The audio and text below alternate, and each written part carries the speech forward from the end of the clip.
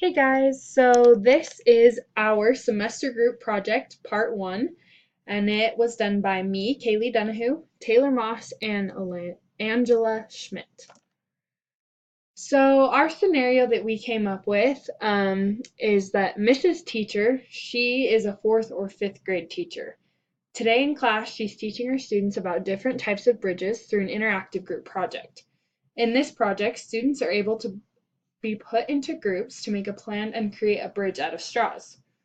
The problem is that Mrs. Teacher is wanting to put her students into groups, but she found out that one of her students, Susan, does not want to work with Jimmy because he's a special needs student.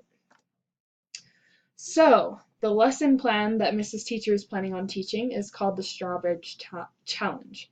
The objective of the lesson is that students will be able to use what they've learned about geometrical shapes to collaborate with a group of students to build a bridge that can support as many pennies as possible.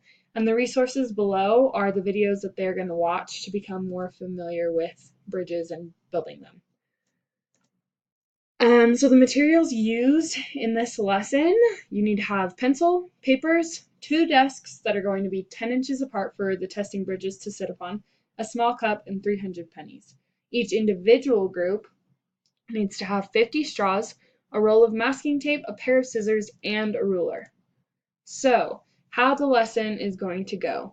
The first step is that the students are going to watch the resources and explain what they learned about the certain shapes and structure and about how to build bridges to build their own bridges in small groups. These bridges will be used with straws and masking tape. They're going to be built with them. And their bridge must span out 10 inches to fit on the gap between the 2 desks that are near each other. This means that it cannot be any longer than 10 inches. The objective of the bridge's construction is to hold as much weight as possible. This weight will be measured in pennies, which will be placed in a cup on their bridge. Therefore, they must have an area on their bridge where a cup of pennies may be placed. So the next step is to divide the class into groups of 4. So each group is going to begin by drawing a design for their bridge. They need to collaborate and talk to each other and figure that out. So they need to note what kind of bridge it will be. And then at the end of the lesson, they're going to turn this in. So the next step is to give each group 50 straws, a roll of masking tape, scissors, and a ruler. And then the next step is where the construction actually begins. However, they only get 30 minutes to construct the bridges. When 30 minutes is up, the construction stops. And then after that, each group presents their design, their bridge, and will place their bridge over the gap between the desks. To test each bridge, they are supposed to place the cup on the bridge and add 1 penny at a time until the bridge can no longer hold the weight and collapses. So after that, you need to record the amount of pennies that each group's bridge held. And then how the groups will be assessed is how well they collaborated with the group and how much weight their bridges held in terms of pennies.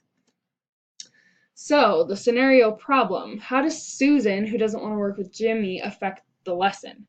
So, this is kind of a big challenge, especially for the teacher, because she either needs to change the groups around so that the students can get along and collaborate better in order to complete and fulfill the task of building the bridges, or she needs to explain to Susan that Jimmy really can benefit the group. This scenario shows a climate of discrimination, having no tolerance for those that are diverse from our individual self. Tolerance is something that every teacher wants and should strive for in a classroom. And I think it's just really important that as a future educator, that we help our students to know that just because a student is special needs does not mean that they can't participate in class and fulfill the lessons the way they need to. Upon given instruction, I think that every student has the opportunity to be successful in a classroom environment.